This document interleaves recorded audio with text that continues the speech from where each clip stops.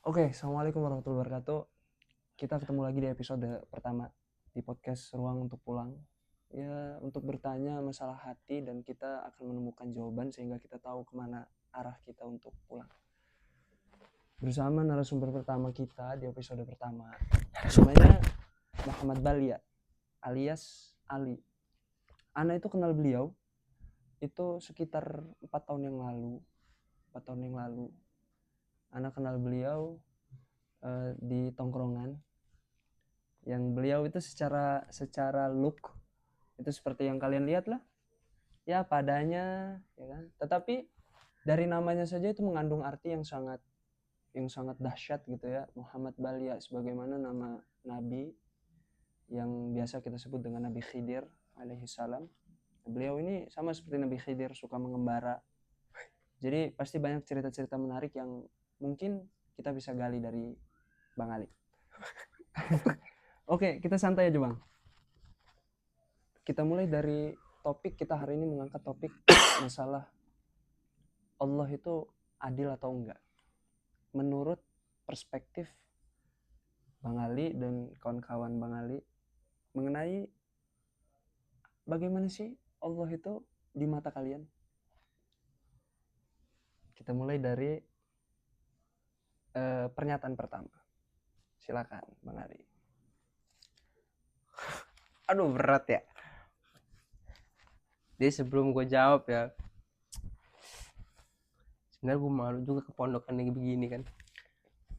Nah, kalau misalnya tadi apa, Allah tuh adil atau tidak kan, ya gue sempat denial ya, bingung, di posisi bingung adil apa enggaknya nih, soalnya kayak hidup gue nih kayak di itu, dan sampai sekarang gue belum ngerasain nikmatnya ya.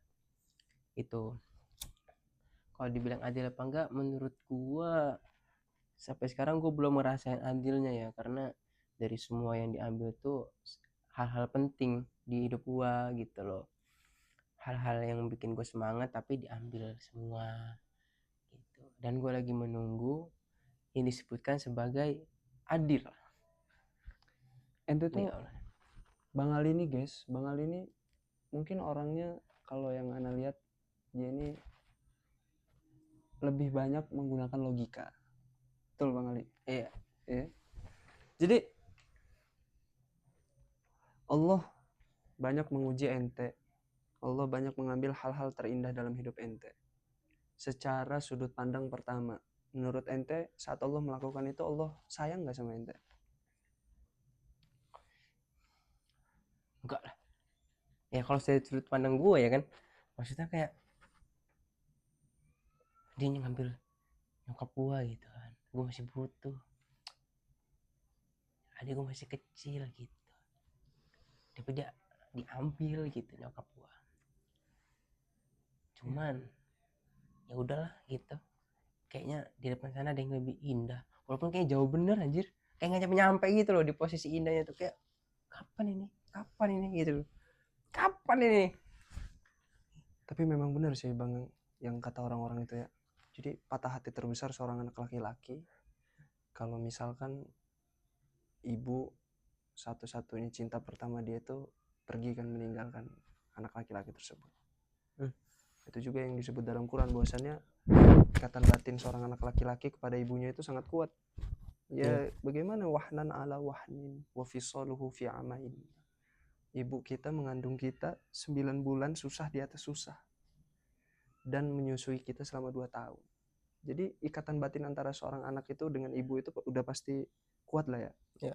Cuman anak sendiri belum Allah takdirkan ada di posisi ente. Mungkin ente berpikir pada saat itu Allah nggak adil. Kayak katanya Allah itu sayang dengan gua, tetapi Allah mengambil orang yang gua sayang. Gitu ya. Apakah di saat kejadian itu ente sempat setengah apa ya, kayak menantang Allah, kayak mempertanyakan kepada Allah, ya Allah kenapa sih gue udah sholat, ente pernah nggak sih ada di posisi itu, gue udah sholat ya Allah, gue ini udah hidup yang benar, tapi kenapa sih Allah itu masih ngasih gue ini ujian yang sebegini besar ya, sampai ibu gue pun diambil sama Allah. Begitu. Ente pernah nggak mempertanyakan tentang hal itu? Pernah. Itu katanya kalau kita mempendekatkan diri kepada Allah, apa namanya, dunia itu jauh, apa ya, kayak mana sih, dunia itu ngikut gitu loh. Cuma ketika gue ngelakuin itu, malah hal-hal yang penting dalam hidup gue malah diambil. Itu gue seperti posisi kayak mikir, kok gini ya, kayak nggak ada deh gitu, kayak sosok yang itu nggak ada deh gitu. Pernah sekitar 2 tahun lalu lah, pernah dari posisi itu. Cuman gue mencoba meyakini, karena ya gue yakin aja penjelasan yang dikasih Ustadz itu pasti ada benernya juga, suatu saat nanti bakal kejadian di gue. Cuman sekarang belum kejadian gitu loh. Gue masih nungguin posisi indahnya, posisi yang katanya kalau diambil itu nanti ada yang digantikan dengan indah tuh. Gue masih nunggu gitu loh, karena yang gue rasain sampai sekarang ini kayak kehilangan terus gitu loh. Gue dari temen, pasangan, orang tua, peran itu loh. Jadi kayak solo people gitu, kayak solo gitu, kayak solo versus squad anjir di dunia ini. Capek. Mari kita beranalogi Bang Ali. Ente coba bayangkan seorang dokter dan seorang bayi. Bayi ini datang ke dokter dengan membawa penyakit. Lalu dokter di ruangan itu ngambil tindakan, oke, bayi ini bisa sembuh, tapi saya suntik. Dokternya suntik tuh bayi. Dari sudut pandang si bayi, siapa yang jahat? Siapa? Dokternya. Karena dokternya yang menyakiti si bayi itu. Menurut sudut pandang si bayi. Tapi tanpa dia sadari Bang, dokter itu cuma berniat satu hal. Apa itu? Menyembuhkan penyakit si bayi. Ya kan? Sama halnya seperti analogi ente di rumah sakit. Ente masuk ke ruangan operasi, ente punya penyakit dalam misal. Dokter itu membedah ente. Misal nyangkok jantung ente, membedah, ngambil lambung ente, motong usus ente gitu. Secara kasat mata dokter itu jahat. Jahat ke kita, melukai kita gitu ya, melukai fisik kita. Tetapi satu hal yang dokter lakukan itu tidak lain dan tidak bukan hanyalah untuk menyembuhkan kita. Sama Bang kayak Allah.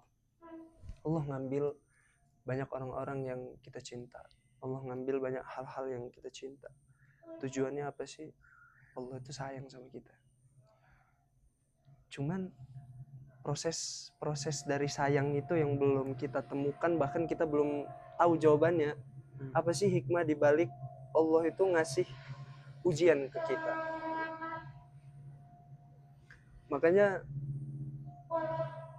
cuman kalau ente cerita-cerita ke orang mengenai perjalanan hidup ente yang yang bisa dibilang pahit gitu, bisa dibilang berat. Mungkin orang-orang cuman bilang satu hal, sabar ya Li. Iya, apalagi itulah jawabannya. Iya gak sih? Sabar ya Li. Tetap jalanin aja, ibu juga di sana pengen lihat lo bahagia kok. Bener. Gitu. Tapi Anda mau tanya satu hal. Semenjak kepergian ibu, hubungan ente sama bokap gimana? Bisa ngobrol. Akhirnya ngobrol. Setelah sebelumnya nggak pernah ngobrol. Bahkan nanya gue kemana aja lewat emak gue gitu. Dan akhirnya ngobrol 4 mata gitu. Maksudnya berdua gitu, ngobrol berdua. Setelah ya dari SD kali gue pernah ngobrol sama dia gitu loh. Bener. Menurut ente itu salah satu hikmah nggak? Salah satu ya hikmah sebutannya ya. Ya salah satu hikmah mungkin, karena ada hal baik yang mungkin itu hal kecil, kebahagiaan lah istilahnya yang dikasih sama yang di atas. Bener-bener Iya, akhirnya Jadi berkomunikasi sih sama bokap kayak gitu. Setelah sekian lama ya, yang tadinya berkomunikasi tuh kayaknya marah-marah aja gitu. Ngobrol tuh hanya untuk marah-marah. Aja untuk marah-marah anjir. Iya. Waktu masih ada nyokap. sepanjang perjalanan ente sekarang ada nggak satu dua tiga mungkin pertanyaan yang mungkin ente masih belum nemu jawaban? Kenapa gua kayak gini? Atau hal-hal yang mungkin terjadi di peristiwa hidup ente yang ente sendiri belum nemuin jawabannya? Itu digantiin yang lebih baik dari diambil nyokap. Belum ada menurut aneh. Karena kalau lu ngerasa kehilangan sampai kapanpun pasti bakal ngerasa kehilangan. Cuman kan ada kayak kata-kata kayak Allah itu ngambil sesuatu dari kita, tidak lain dan tidak bukan bakal diganti dengan yang lebih baik. Cuman untuk nyokap kayaknya nggak ada deh yang lebih baik daripada nyokap. Bener nggak sih? Lu pulang malam jam 2 jam 3 bokap lu tidur, yang bukain pintu nyokap walaupun udah ngantuk gitu kan, kayak gitu. Dan lebih baik dari situ nggak ada sih, lebih baik dari dia nggak ada sih, dari ibu gitu. Ya gue kayak gini karena kehilangan dah. kehilangan kehilangan semuanya, pasangan, teman, orang tua, peran gitu. Makanya kayaknya harus sendiri deh. Untuk kenal orang baru susah juga, karena gue takut udah kenal orang baru tahu sifat asli gue, ya bakal pergi juga. Jadi untuk apa juga kenal. Oh, jadi Gitu. apa, selain daripada peristiwa ibu meninggal itu ente kehilangan pasangan juga? Ya pasangan yang udah ya ada anggap rumah waktu itu, karena dia datang waktu ibu gua udah nggak ada sih. Sebulan setelah ibu gua nggak ada dia datang, dia dengerin semua cerita gua, dia ngerangkul gua istilahnya. Ya udah berarti kebahagiaan gua di dia gitu waktu itu. Ya, sampai sekarang sih sebenarnya, cuman ya udahlah, dia juga udah pergi. Sedih gua. Tapi ente belum putus asa kan? Belum, saya belum, Masih pengen berjuang? masih pengen berjuang sampai sekarang pun. Sholat pun masih, walaupun cuma 1 waktu 2 waktu gitu. Setelahnya kelabasan tidur atau males pasti. Cuman ente memaknai cinta itu bagaimana, Bang? Memaknai cinta maksudnya? Ente mandang cinta itu yang seperti apa sih?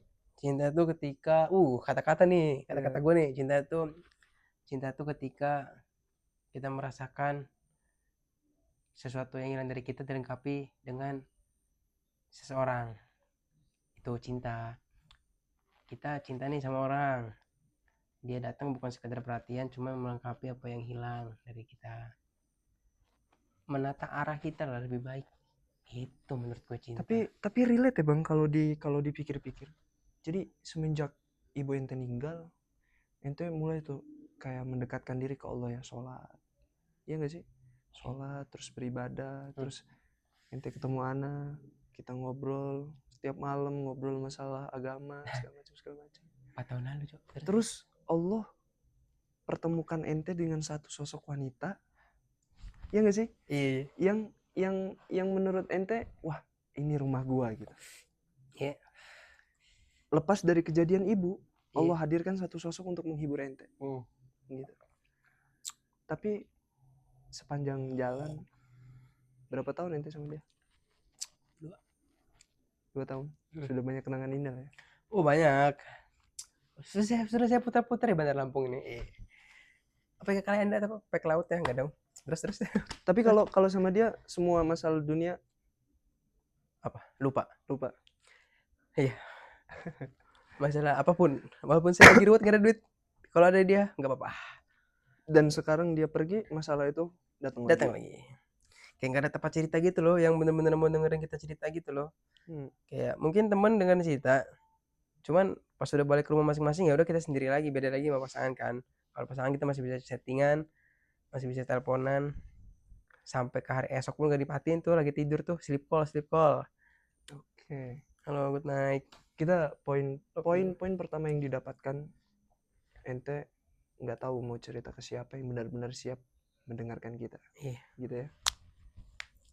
Itu kalau kita bahas lebih lanjut bang, ente tahu sholat ya? Tahu lah ya. Tahu lah, tahu lah. Kenapa sholat itu ada bang? Kenapa? Latar belakang sholat itu ada. Apakah sebelum zaman Nabi Muhammad SAW itu ada sholat yang seperti kita rukaan wa sujadan itu, ruku dan sujud itu? Nggak ada. Belum ada. Ada. Yang subuh, zuhur, asar, maghrib, isya. Dan kenapa sholat itu ada pada zaman Nabi Muhammad? Itu latar belakang karena sama dengan ente bang, kehilangan. Nabi Muhammad dalam 1 tahun ditinggal oleh 2 orang yang ia cinta, salah satunya istrinya. Nabi Muhammad sedih kayak ente, bingung ya kan? Alhasil Allah panggil Nabi Muhammad. Itu kita kenal sebagai peristiwa apa? Isra Mi'raj. Oh, itu Isra Mi'raj tuh. Ya. Oke. Terus? Itu pertama kali sholat itu dihadiahkan. Nah, sholat itu hadiah untuk Rasul dan umatnya pasca melewati masa kesedihan. Bahkan sampai-sampai di sejarah Islam itu disebutkan pada masa itu disebut Ammul Huzni, yakni tahun kesedihan. Jadi Nabi ditinggal sama 2 orang yang ia sayang, dikasih hadiah sholat. Apa sih latar belakang? Kenapa ini nggak maksud ini? Ini ya kan kehilangan orang tapi digantikan dengan sholat. Allah itu mau membuktikan bang kepada kita yang kita kehilangan apa saja, bahwasannya innallaha ma'ana. Allah itu bersama kita. Cuman bagaimana kita bisa merasakan Allah itu bersama kita kalau kita sendiri nggak dekat sama Dia, gitu. Ente sebenarnya punya bang tempat pulang, ente punya tempat cerita yang tidak akan mengkhianati ente. Siapa dia? Rabbul Alamin. Apa tuh? Rabbul Alamin. Tuhan pencipta alam. Yang mungkin secara fisik, secara kasat mata dia nggak bisa ente lihat bang, tetapi perannya bisa kita rasakan. Allah Ta'ala berfirman kan dalam Al-Quran, Udu'uni, ayo datang kepadaku Ali, ayo datang kita. Udu'uni kata Allah, astajib lakum. Merinding gua. Oke, terus. Datang kepadaku maka akan aku kasih apapun yang kamu mau. Di ayat lain Allah bilang, jangan putus asa. Wa may yattaqillah, barang siapa yang bertakwa kepadaku, yaj'al lahu makhraja, maka aku akan berikan 1000 jalan dari 1 juta masalah.